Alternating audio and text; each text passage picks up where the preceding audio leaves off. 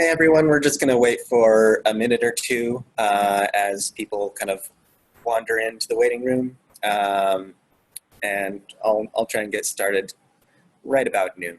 I'll give people one or 2 minutes of leeway, but we'll try to keep it pretty timely. In the meantime, I'm just going to mute.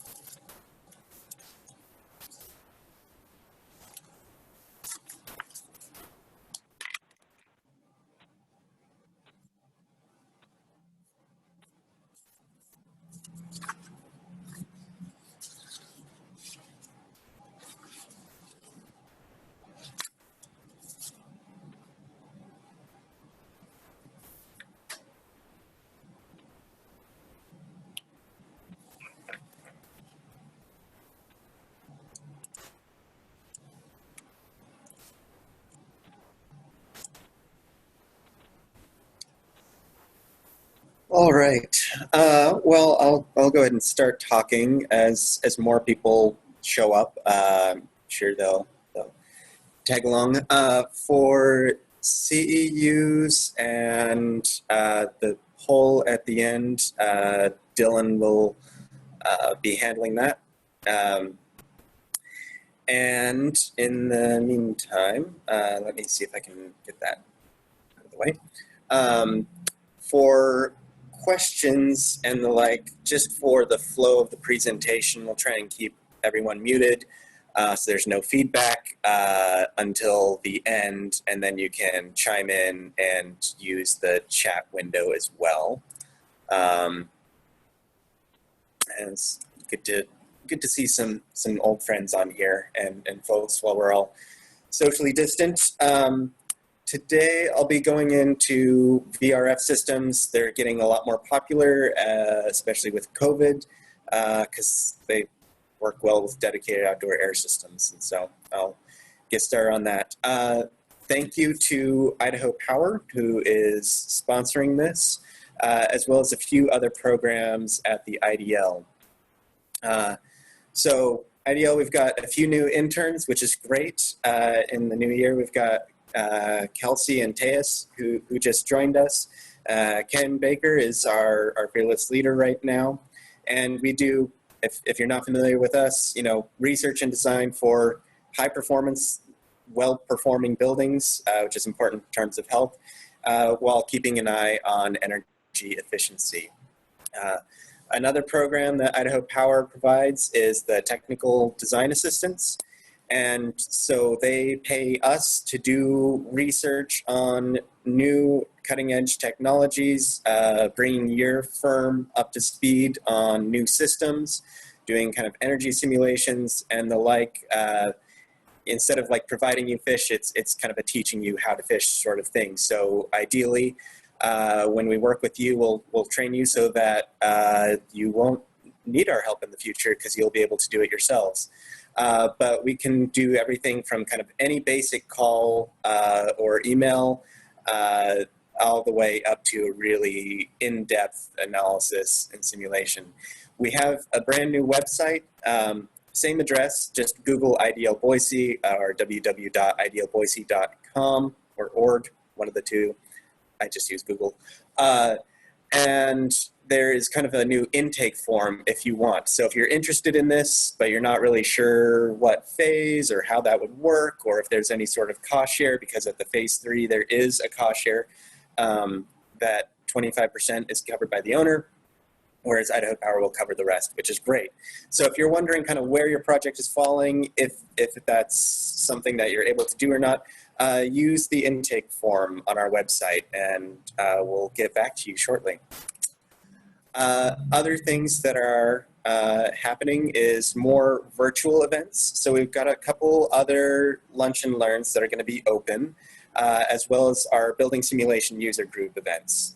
And these are kind of the BSUGs, they're more specialized on kind of energy modeling. I've got a great one coming up from Ryan Schwartz at Cushing Terrell. I'm excited to hear that on utilizing grasshopper and ladybugs. So keep your eye out for that invite. That should be coming out shortly.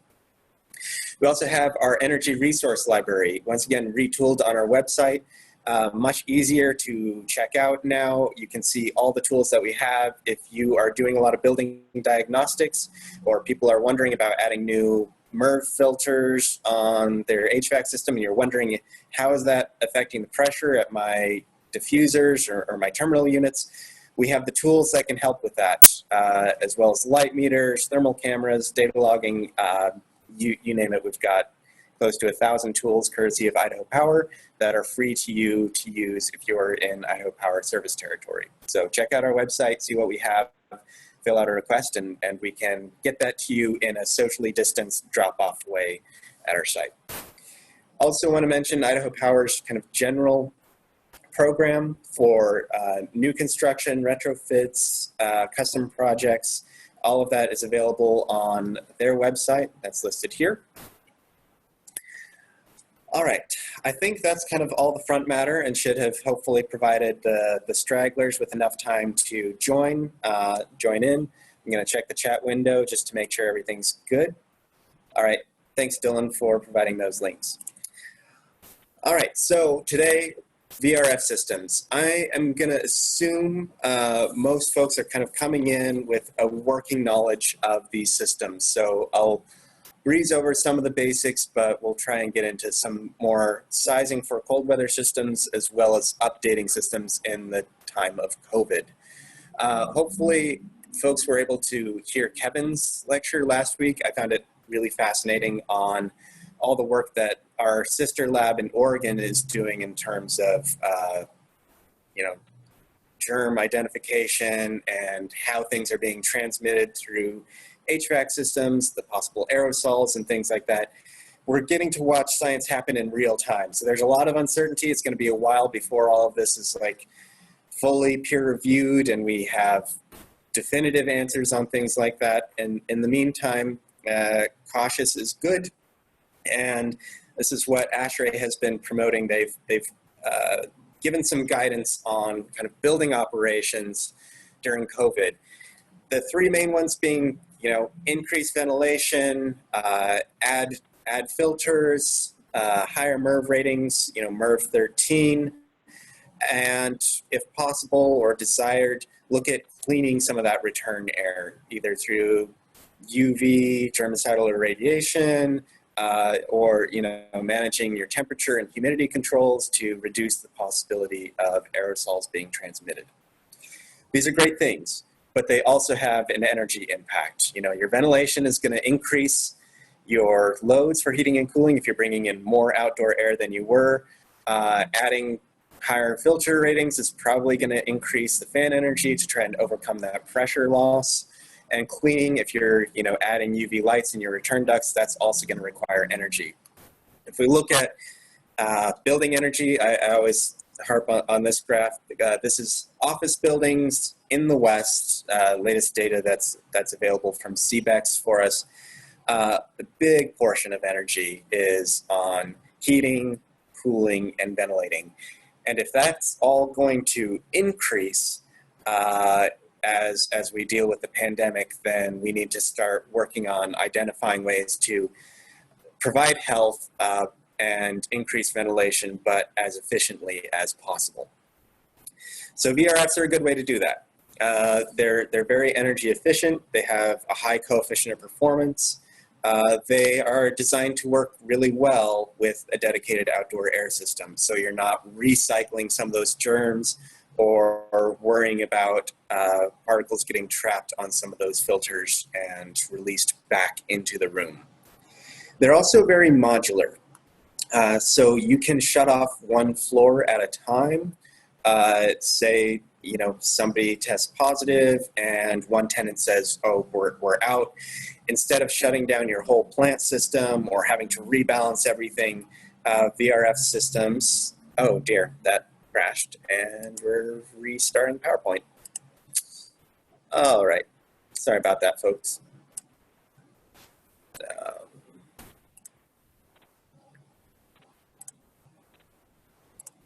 And I'm gonna try and undock this again.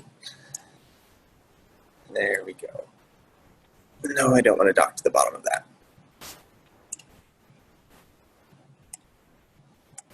There we go. Okay. Hang on. Let's start from where we were.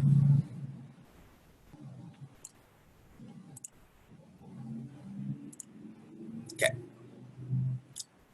Over. No, don't want to do that.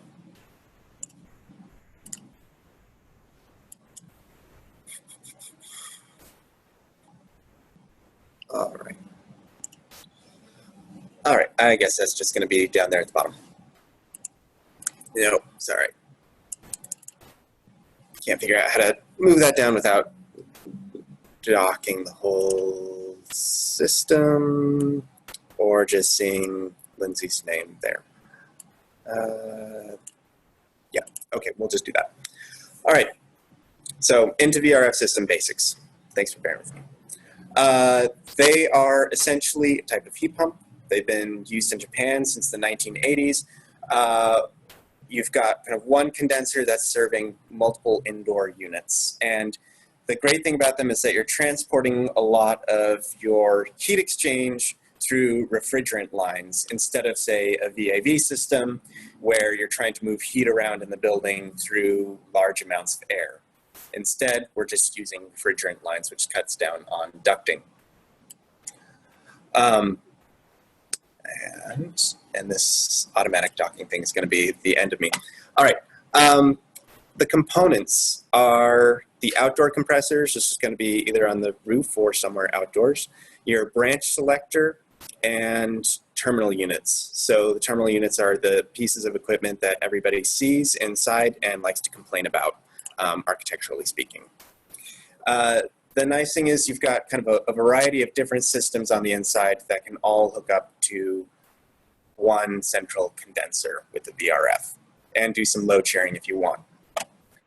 This is essentially kind of a high power heat pump mini-split system.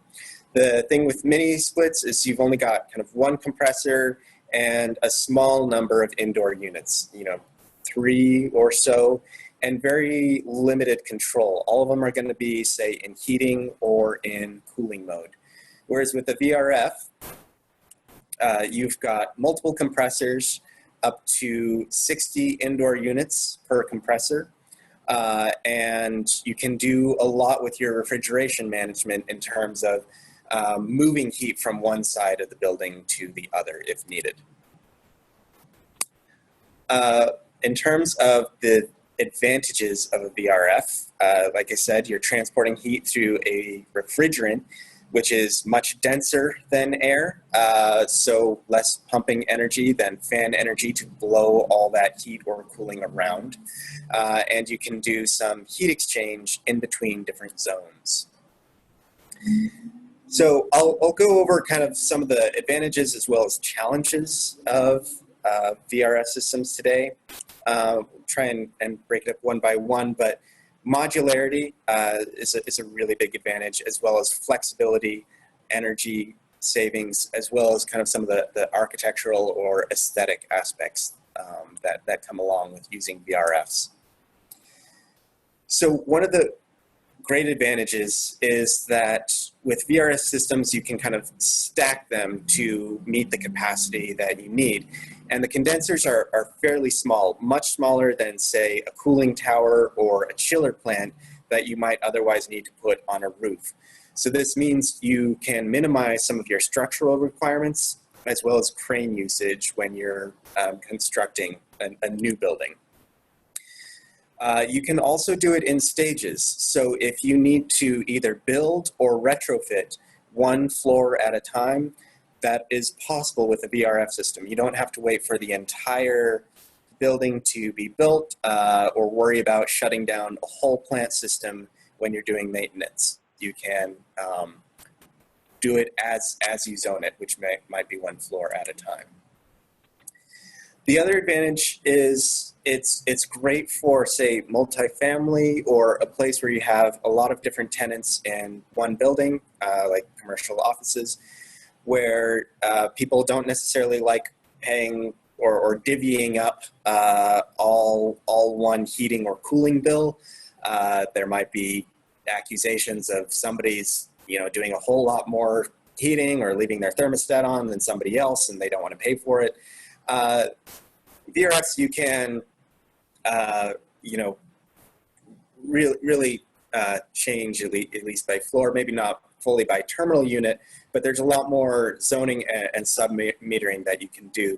And like I mentioned, you also have the ability, depending on how your VRF system is zoned, of shutting down an individual floor if, say, one tenant moves out and you don't want to be bringing in a whole bunch of extra outdoor air that you don't necessarily need to if nobody's inside, and you can change some of the set points and setbacks as needed, which is especially helpful as buildings are kind of phasing in and out in terms of their occupancy levels. So just to kind of recap, you can minimize some of your structural requirements, install it in stages. They also have really high efficiencies at part load capacities, and I'll talk about that later. And do some sub-metering. For flexibility, there's a lot of different terminal units. The outdoor condenser, that looks pretty standard. It's a block. But in terms of height, it's a lot lower than, say, a cooling tower or a chiller plant on a roof. So if you have some line of sight or code issues that way, that can be helpful. Inside, you have a variety of different ways to actually spread this heat around. And they can flip, right, between heating and cooling, just like a mini-split system. And so you have these cassettes, which can be placed, up in the corner or on a wall. They can also be recessed into the ceiling or, placed, say, underneath the windowsill, closer to the ground if you're trying to do some sort of displacement ventilation or something of the sort. The cassettes are by far the most common. They're fairly inexpensive. People enjoy the look more, I would say, of the recessed options where you have kind of a ductless system, so it is like a dedicated outdoor air system, but you can recess some of these and even the outdoor air supply into the ceiling. The advantage of the cassettes is especially retrofits in older buildings where maybe you don't have a drop ceiling, you don't have a plenum to work with necessarily, and so you need some way to accommodate some heating or cooling in a space that might not have been designed for it originally, or maybe you just are ripping out some baseboard electric heaters and trying to add something that also has some cooling and higher efficiency, right? Because an electric baseboard sounds efficient, 100% electricity gets converted into heat, right? Whereas these, the great advantage is that you're not necessarily producing heat from that electricity, you get to move heat. So for every 1 watt of electricity you put in, you get to move, say, 3 to 4 watts of heat, which is really, the advantage, and that's where we get our coefficient of performance that engineers like to nerd out on.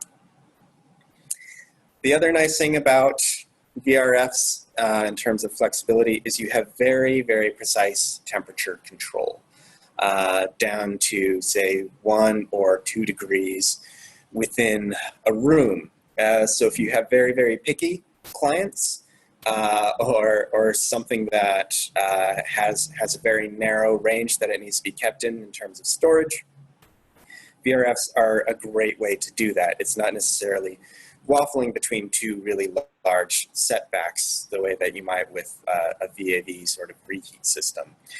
Kind of like the shower, at least at my place, it's a bit older, and it seems like there's only like one tiny place on the wheel that I can actually have a reasonable temperature for a shower.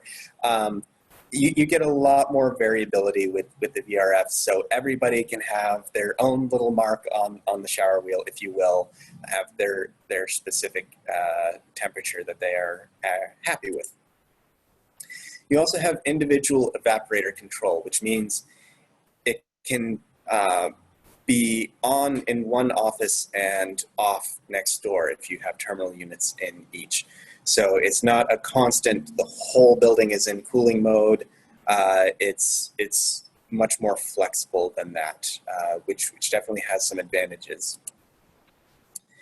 So kind of summing up, wide variety of different units that you can use indoors to try and meet whatever needs that might be, either recessing into the ceiling for aesthetics or having cassettes on the wall to deal with, say, an older structure or for cost. And the fact that each one individually can manage its own evaporator or compressor at the terminal side, helpful in terms of noise and individual comfort. So let's talk about energy, right? That's kind of why Idaho Power is sponsoring these lunch and learns, is not only getting great buildings, but using less energy to run them, right? So they have more room on their grid. So using a VRF system can reduce a lot of fan energy, especially if you have it decoupled from your ventilation system. Like I mentioned, instead of using a really large fan to move huge quantities of hot air or cold air through the building to condition the space, it's a much more targeted approach, and instead you're moving refrigerant around instead of fans. So fan energy is cut down somewhat, and you don't have to deal with a terminal reheat that you might with, say, a conventional VAV system, where you are recycling a lot of that air. You have to drop it down to get that, say, 55 degrees, reach kind of a lower dew point than you are indoors to manage your humidity, and then reheat that at the end, especially in the winter. Now you still have to do, some pre-treatment or management of your outdoor air, but with a VRF, you can keep your air streams separate. I made this terrible graphic. I apologize. I'm an engineer, not an artist. My mom's an artist. Those genes kind of skipped me. Maybe my kids will be great, but in the meantime, you'll have to deal with my crude drawings in paint. But you get the sense here of an enthalpy wheel. So you are recycling some of the heating or cooling as needed from your return air to your supply air. Now, these wheels, like you said, science is happening in real time right now with COVID, so we're not 100% sure if we could get some aerosols potentially recycled this way. There are different systems that keep the airstreams completely separate. They might not necessarily be as efficient as this, but you can get some cross flow in different ways between your return and your supply air. So you're not totally recycling your return air, you're just recycling the heat. And hopefully there's minimal crossover between pollutants from one side to the other. And this allows you to then, do less outdoor air, or less total airflow than you would if you were relying on this for your heating and cooling, because now we've got our terminal unit in here that's going to heat up or cool down the space. So here you just need to keep a somewhat reasonable range of supply air temperature to within the space, and just all fresh air, and you're recycling all return air. So no sort of pig pen mixing of all that stuff as was happening before. The other energy advantage, in addition to kind of minimizing the loads from super cold or super hot outdoor air, instead of conditioning all of that down, now we're just conditioning the ventilation air that's needed, is as our conditions change, as our heating and cooling loads go up and down, there is a very smooth curve. Ideally this would be a straight line from 0% to 100% in terms of our energy input ratio, how we're conditioning. Whereas, say, a chiller curve or something like that might have a much steeper curve at lower capacities, where you've got a lot of cycling that's happening in low load conditions, where you just need a little bit of cooling, but you don't need maximum cooling. VRFs are very, very good at just providing the amount of cooling that's needed at a reasonable amount of energy, instead of just being on 100% or a large extent and cycling off and on a ton. Obviously, cycling can still happen with those compressors, especially if they are not sized correctly, but when sized correctly, they've got a very good curve between their part load ratio and their energy input ratio. So to kind of recap on energy, less fan energy, no terminal reheat needed necessarily, especially if you're using a dedicated outdoor air system. You've got variable speed drives on your fans, and if you're using heat exchanger within the system, you can share a lot of those loads and start providing even some simultaneous heating and cooling.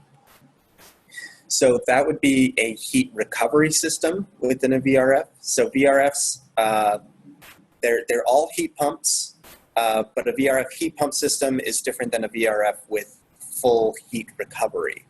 So VRFs that are without heat recovery can have separate floors or separate zones that are but all of them are going to be in a heating mode versus a cooling mode within that space. Whereas with a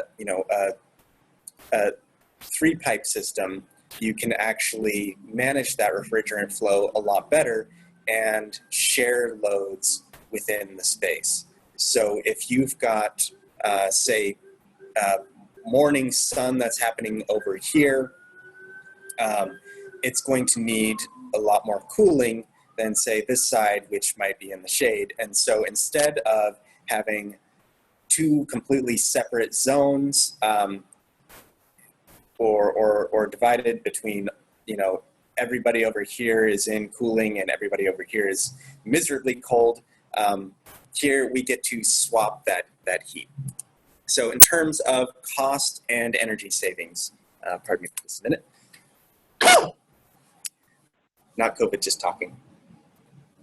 Need some more. All right, with heat recovery, we've got that load sharing, and that can be pretty significant in terms of energy savings, anywhere from 15% to 40%.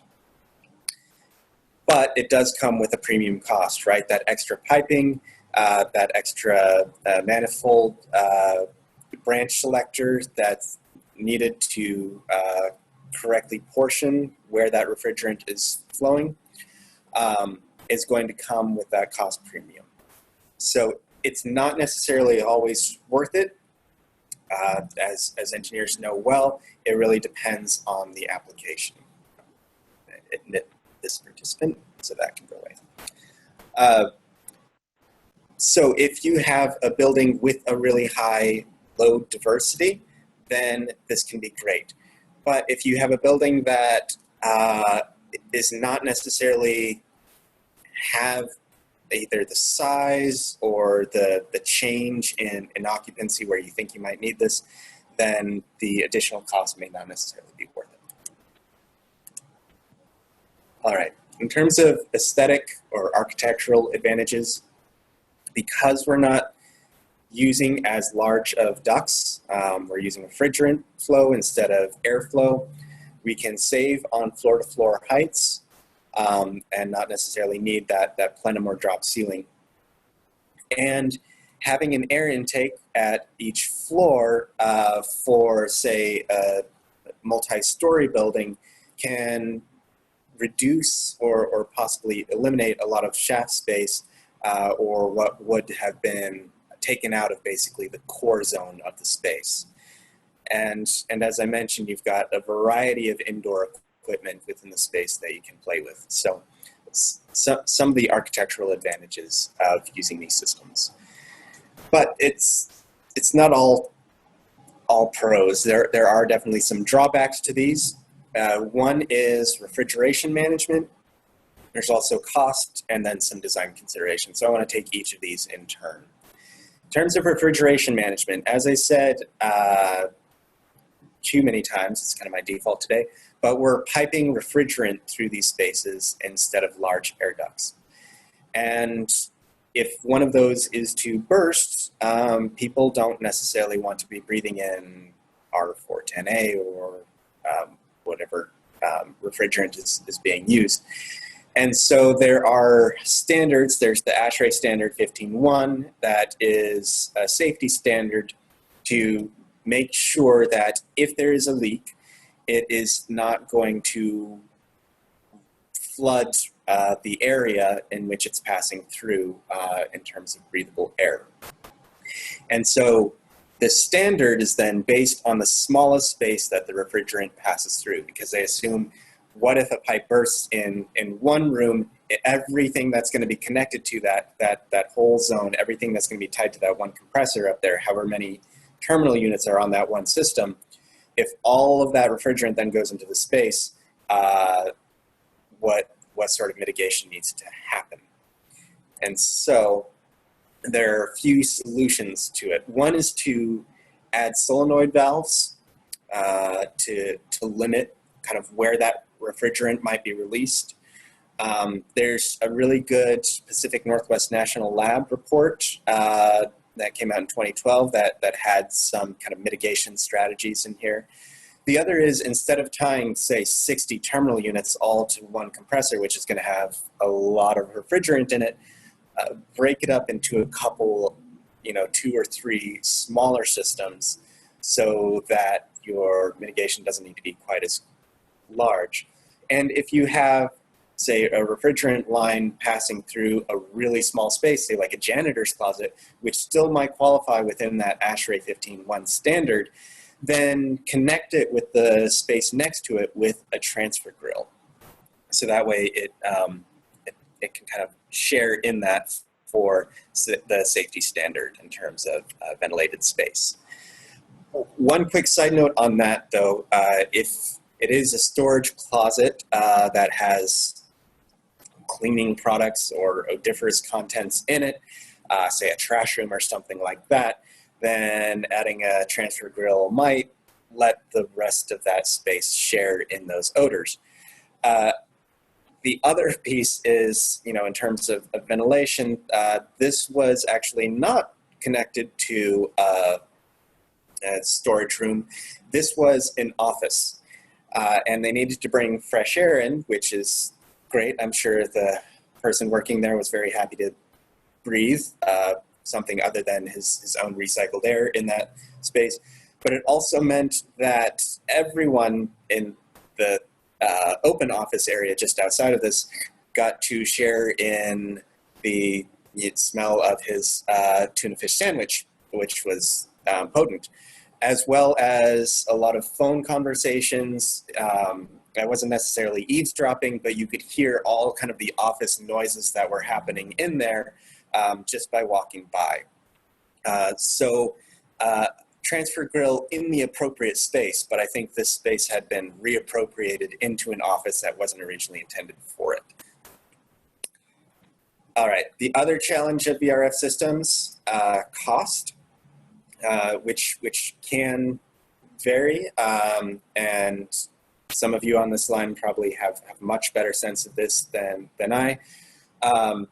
But one way to work on reducing the costs, the upfront costs of a VRF system, is making sure that you are using the appropriate sizing and, of course, minimizing your loads as much as possible. The more you minimize your loads up front, better insulation, lower plug loads, lower gains through proper management of the envelope, the smaller the system that you're going to need, and therefore the less expensive it's going to be. Still, at the same time, it is probably more costly than your run-of-the-mill rooftop unit, but the energy savings over time are pretty significant. So it's great for clients that are looking at overall life cycle costs. If you have an owner that is going to be paying the utility bills for the next, for the life of that building, which is really good for municipalities, schools, universities, the like. There are also incentives to help with this. If you just, Google Idaho Power or look up their energy efficiency business case, there are incentives to reduce the initial cost of specifically VRF systems, depending on if they meet Tier 1 or Tier 2 for smaller ton units. So what do those actually look like? Depending on the size and category, pretty high SEERs and energy efficiency ratios and ratings. But all of that is available online. So one way to reduce your upfront costs is install an efficient system and get your client a check from Idaho Power. All right, I kind of want to go into some design considerations here. There's condensate management, manufacturers, air supplies, and I'll spend a while on cold temperatures, specifically for Idaho's climate. So because you've got cold coils, or the potential for cold coils at every terminal unit, then you need to make sure either that you've got a drainage for that, or you're managing your indoor humidity well in terms of both your indoor and your outdoor units. Because with the outdoor units, if you're not careful on that, depending on its placement, you can get a lot of ice buildup or condensate buildup in the wintertime, which, if this is on a sidewalk, can be a major liability. Pam Duffy spoke on this. She gave a distinguished lecture at Idaho ASHRAE a year or two ago. That was really fantastic on this, and had some fun graphics on that. The other consideration is manufacturer involvement. It's not like you can get some components from one manufacturer and then mix it with some terminal units from another. I mean, that's certainly possible, but they're really designed as an integrated system. So once you pick your supplier, you are staying with them. So make sure that it is a good relationship that is sustainable long term, and not necessarily just the cheapest, but ask your peers on good reputations for those that they've worked with, because there's, you know, not only the system itself, but there's proprietary controls within it to manage each of these things. And if that's not an easy interface for the client or whoever's going to be taking over management of that, that can easily spell disaster. And what was initially designed as a very efficient system can spiral into something with a lot of simultaneous heating and cooling, or systems fighting each other, or just angry tenants because it's not working out. So once you're committed to a certain company, you know, whether that be, you know, Trane, Mitsubishi, Daikin, and I know there's been a lot of mergers recently, but know that you're going to be staying with them, and that you're going to be looking for replacements and maintenance from that same manufacturer. I've been talking a little bit about outdoor air supply, really kind of harping on the dedicated outdoor air system. You can also, you know, integrate your outdoor air system, duct it in directly to your terminal units versus having it completely decoupled. There are benefits and drawbacks to both. I would imagine a lot of people are going to be very excited about dedicated outdoor air systems in the time of COVID, especially increasing outdoor air flows even, and doing kind of CFD modeling and management of where that return air is actually going. For example, and I'm sorry for the tiny font, but you know, state of Washington, their energy code has now required dedicated outdoor air systems in a lot of different building types, a lot of commercial spaces, as well as I'm pretty sure all educational facilities.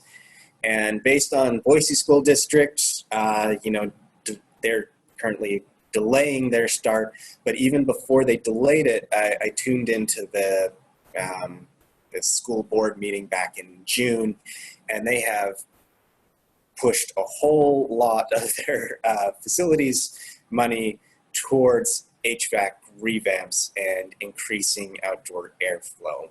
And I think as kind of the knowledge kind of filters into the wider community of the benefits of dedicated outdoor air systems, there will be a pretty big uptick. You know, just Boise School District alone, they've delayed all their new construction projects, I think for 2 years. And in the meantime, you know, really just focusing on upgrading their HVAC systems. All right, let's get into low temperature operation, because that's a pretty major concern here in Idaho's climate. Surprisingly, there's not necessarily that much of a need for supplemental heat in the Pacific Northwest. Maybe parts of higher elevation points of Idaho, but these systems are actually rated down pretty far, and I know there's a general engineering safety measure and precaution of not necessarily trusting the manufacturer, but the operating ratings do go down pretty far in terms of outdoor air temperature. And where you can use supplemental heat is in, say, a mechanical room. And in terms of using defrost modes, a demand defrost is better than a time defrost, which the time defrost does kind of an automatic cycling to get that frost off of the outdoor coils, whereas demand defrost has a sensor on it to automatically start that when it senses a potential frost buildup. So kind of some solutions. So you can use auxiliary heat if necessary, add in some baseboard heaters that will hopefully never be used, or if they're used only in those peak hours of the year. Also place that outdoor compressor in a mechanical room or a penthouse. You can also just upsize your equipment or use a second compressor, but of course that's going to increase your capital costs as well. I want to spend a moment just on kind of the idea of the outdoor compressor, shielding it a little bit versus looking at upsizing equipment. There's a pretty good white paper out by Scott Shooter and Scott Hackle where they did kind of a modeling of the annual utility costs versus the outdoor temperature and specifically the mechanical room set point. So you can see below -10 degrees Fahrenheit, your outdoor unit size increases quite a bit. So this is increasing not only your annual utility costs, which are here, but also the capital costs of the size that you need to put in. Beyond that, though, you can continue, conditioning the penthouse or the mechanical room where your condenser is, and the more you do so, the more you reduce your outdoor unit size, which is great, but at the same time, your annual utility costs are going to grow and grow because you're spending more money on a less efficient system to kind of protect your condenser. So, these are some of the trade-offs. It can be a really fun kind of accounting problem to figure out exactly where your ideal crossover is for your specific project.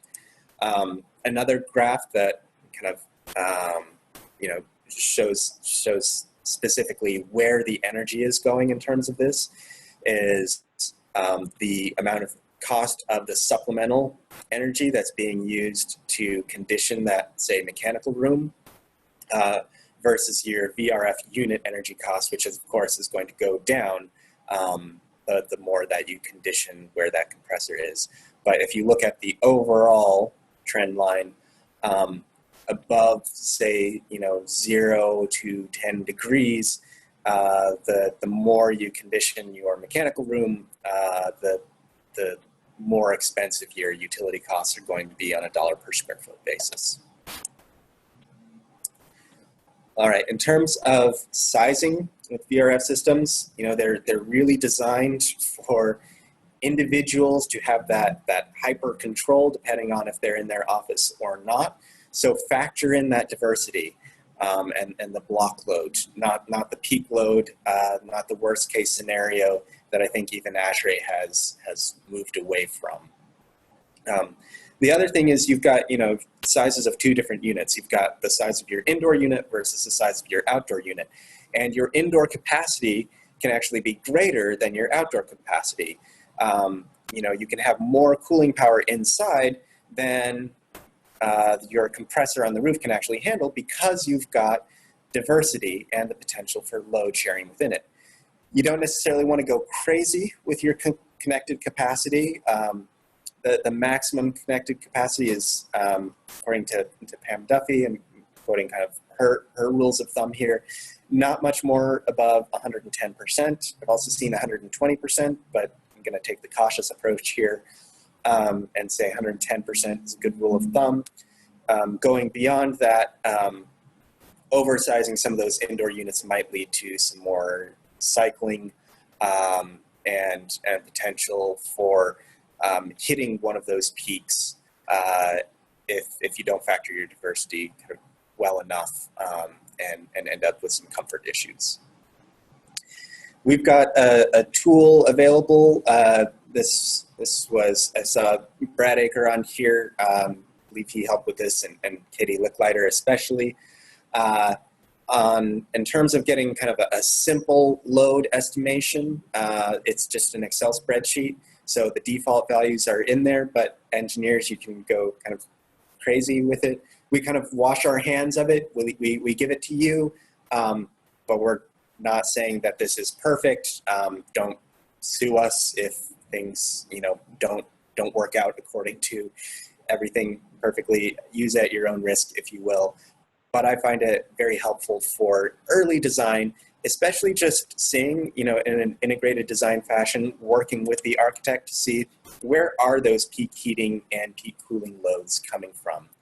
So this, I think, eventually we will be able to post it from our website, but for now, if you want the spreadsheet, I can send it to you. I'm happy to. It's a free resource to you, funded by Idaho Power. and I can walk you through how to use it. Just send me an email after this or in the chat box, and Dylan or I can take care of that. But you can really start playing with some of the envelope ideas, or adding insulation or increasing window area, the infiltration factor, and see where your kind of peak heating and peak cooling loads are coming from, and ways that you might be able to cut down on that to therefore reduce the capital cost of installing one of these VRF systems. Realize I'm getting kind of short on time. I want to leave at least 15 minutes for questions, so I'll wrap up here fairly quickly. My role is often using energy models. They're far from perfect, but you are able to create your own schedules and see, I think, a lot better kind of diversity factors and peak loads than you would just assuming that it is a kind of worst case scenario. All right, kind of some final design considerations. In terms of their control sequencing, you do not specify their supply air temperature. That's kind of built within the manufacturer's controls, which you don't necessarily want to mess with. Instead, they're going to be managed solely by their set point in the room, or their thermostat. Humidity control, talked about condensation. Indoor units don't offer true enthalpy control, so you want to be managing your humidity with your dedicated outdoor air system, or add in extra control features using some dry contacts and I/O boards. And that's coming out of that ASHRAE design guide for dedicated outdoor air systems. Once again, this is a piece of literature that is available for checkout from our energy resource library if you want. It's a handy little book. You also want to make sure that your entering air temperatures are reasonable. You don't want to just drop in cold outdoor air, whether it's direct or integrated, I should say, or decoupled. Whoever's sitting underneath that outdoor air supply, or whatever air supply, should be not freezing, not shivering. That's when you get a lot of occupant complaints. So some good rules of thumb are have indoor units with an entering temperature of 59 to 80 degrees Fahrenheit, kind of staying within that 10-degree range around 70 degrees. The other thing is tenant engagement and education.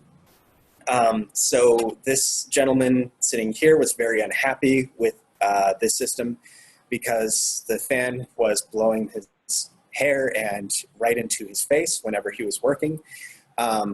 There are ways to manage kind of where that fan is going to be directed in some of these, or changing the vanes. There's also many more thermostats that are available to people, which is great. People have individual control, but it also means a lot of individuals have their own control, and they're not always very good at it. And so, for setbacks as well as set points, or when the space is going to be unoccupied, there needs to be a lot of engagement with the tenants, not just fighting with them, blaming them, or washing your hands of it and saying, well, it's up to them. Yes, it is up to them, but sometimes the engineers also have a hand in how well that system works. For example, here, where over time the system had changed, and so this was the VRF heat pump system. It was not a load sharing system. There's no heat exchange. So both of these rooms were tied to the same compressor, which meant both had to be either in heating or cooling mode. Now one can shut off its individual evaporator control, but that means that it's still receiving the cooling from its outdoor component. And so on one side of the wall was, they had moved in a whole bunch of computer racks. It became a server room, and here was an office. Obviously, very different loads. So this was constantly in cooling mode, and this office could therefore never be in heating mode. So he was always freezing. And this was, partly an engineering fault, as well as, just the fault of, changing the system around, the system should have been changed once the tenants kind of changed their uses. So just something to be aware of in terms of load diversity.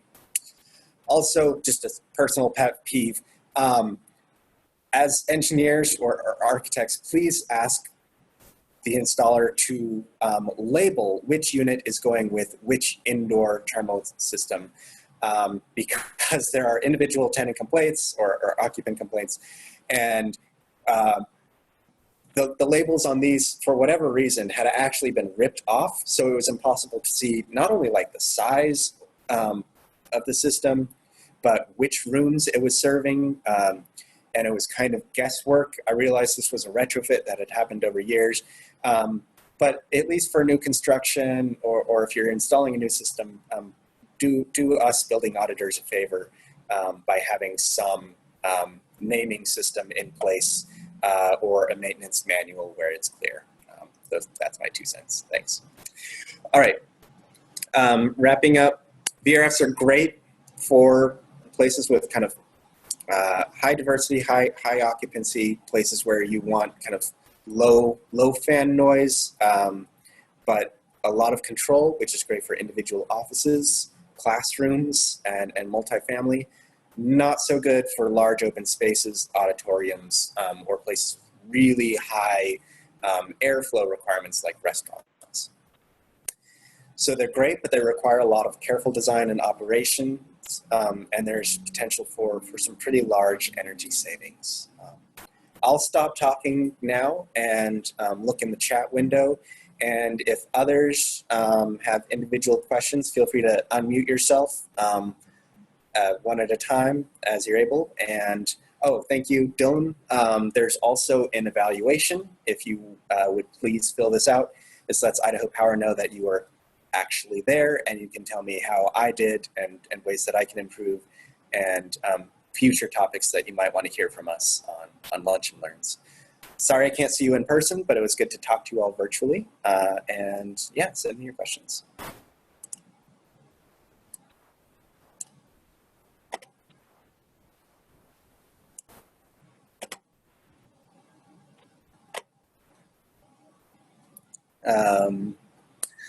Byron got your message on reviewing the spreadsheet. I'm happy to send that your way.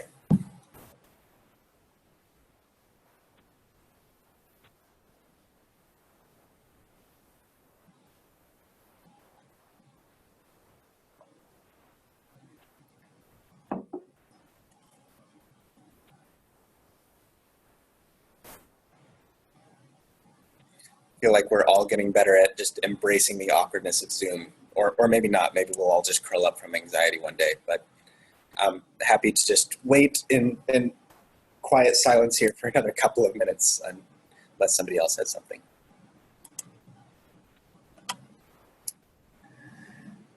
Do I have good performance curves for VRF systems in Energy Plus? Me, thanks, Tim. I have some that I have used on a project when we were doing some work on an individual project where we really needed that.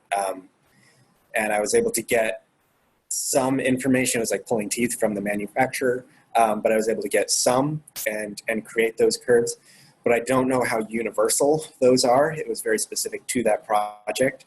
I do have some kind of peer-reviewed literature out there. I think it was a poor grad student that did a master's thesis on this that I came across when I was working on this presentation, and I can forward that to you. So I'll make a note of that and send along to you what I have. But it's definitely a challenge. I don't always necessarily trust the defaults within Energy Plus. So.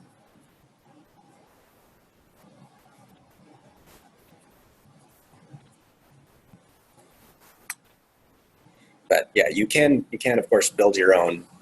You know, with I used Excel and quadratic curve fitter to come up with what I needed to based on the manufacturer's data that I had for that one project.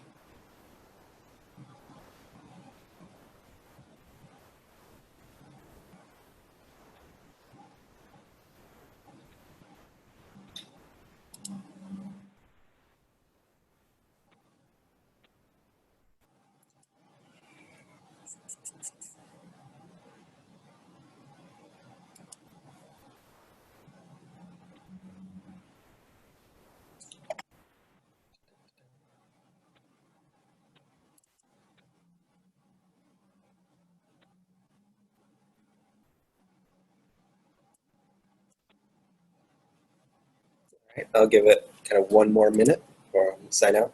And thanks in the meantime for working on those evals for Idaho Power.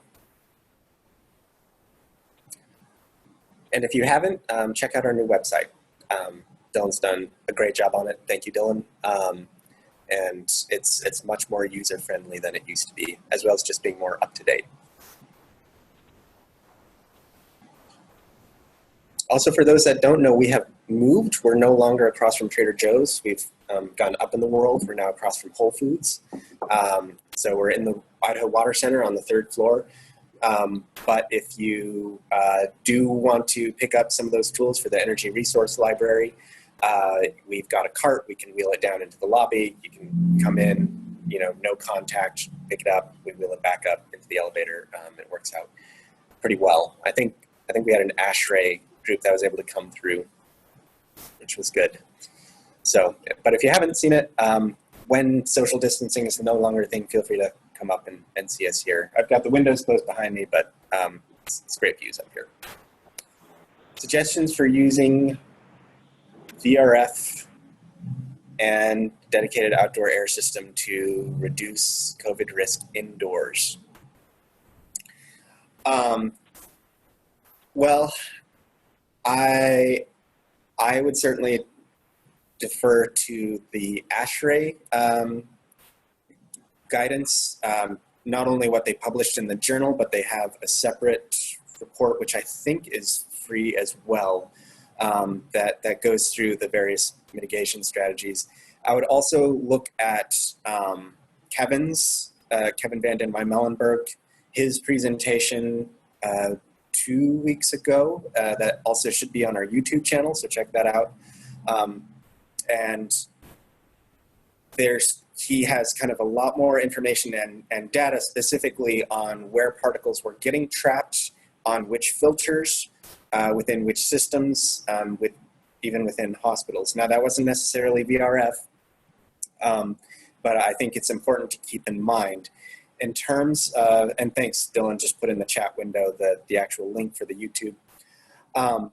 I personally, the dedicated outdoor air system, I'm a big fan of. Back in, when was it? It was mid-2000s when Amory Lovins at the Rocky Mountain Institute, showed that first CFD graphic where somebody sneezes, and in a high airflow situation where you're using just a lot of cold or hot air to condition a space, a traditional VAV system or an RTU, that was just getting blown everywhere, versus a ventilation system with a lower velocity, lower airspeed, which VRF certainly fit the bill for that. You've got more kind of entrainment of some of those germs and things like that. With displacement ventilation, it's very good at picking up a lot of the aerosols, which is good. That's relying on a lot of like natural buoyancy if you have one of those systems. And that can be a dedicated outdoor air system as well. The downside is with a sneeze, or even now I'm like, talking without a mask, I'm probably spitting. Those are too heavy to actually be lifted up by a displacement ventilation system, and will settle down onto surfaces. And so you can actually get an adverse effect with some of that, where you might increase some of the concentration of those heavier droplets because you don't have as much lift or airflow moving that out. So in the meantime, open windows are great. And I, even in that scenario, I'm still a fan of bringing in 100% outdoor air versus recycling a lot of that through the system. Probably a lot of those particles are getting trapped in the higher, MER rating you have, or even using HEPA filters is probably certainly helping, but is it 100% foolproof? We're still figuring that out in the meantime.